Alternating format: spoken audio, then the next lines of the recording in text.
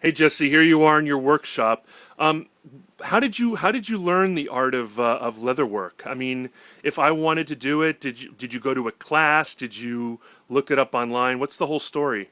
Kind of a combination of everything.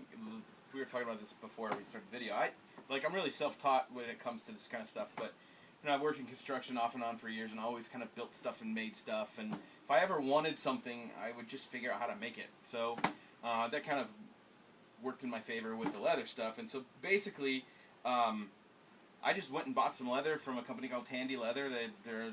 They have stores all across the country, and bought a few tools, talked to them, and they can get you set up. And then just started making stuff, making wallets, making bracelets, and had the idea for this messenger bag, and it kind of rolled around in my head for about 2 years before I actually sat down and made it.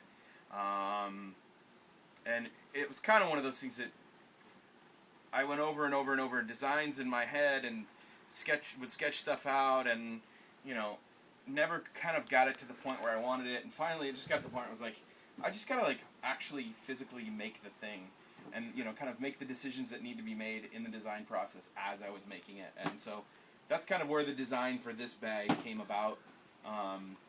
Did you say this is the fifth in the line? It's the fourth. Fourth. Yeah, fourth. So Wow. the fourth of this style that I've made. Made another one that was a little bit different with some thinner, softer leather, more of like a postal service bag. But that one took way too much time. I probably wouldn't sell those.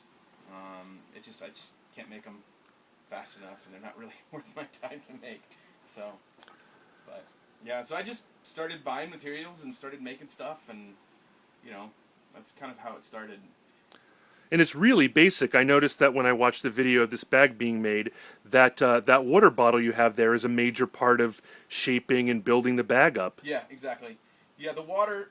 So when I was growing up, we went on a summer vacation one year, and there was, they had a leatherwork class, and I made a pair of moccasins, and that was kind of the early first workings with any of that stuff that I had ever had. And one of the things that they do when you do some of the stamp work and some of the hand-carved leather designs and things like that and with this kind of leather is you spray it down with water, and then you can tool it, and you can make your designs, and then as it dries, it hardens up again, and then people put different coats of finish on it to accentuate the high parts and the low parts, and dyes and things like that.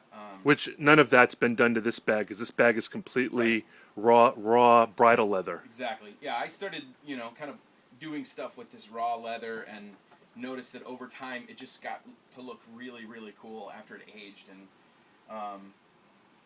yeah, and some of it too is there's lots of great videos on YouTube about making stuff out of leather, and go to Tandy Leather, and if you want to figure it out, buy some tools. You could probably get set up with a piece of leather for a couple $100. Mm-hmm. Probably all the tools you would need to cost you maybe $75-80, and then a piece of leather that's a good size.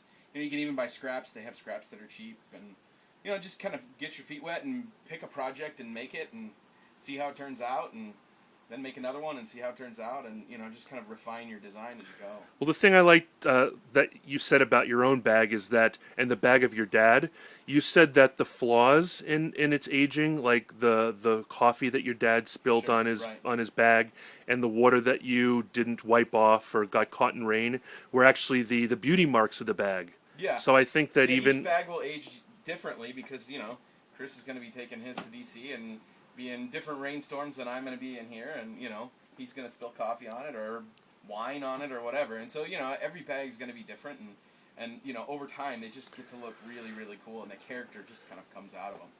So Jesse is a very aggressive mama bear, insofar that he told me that this bag is on permanent loan to me.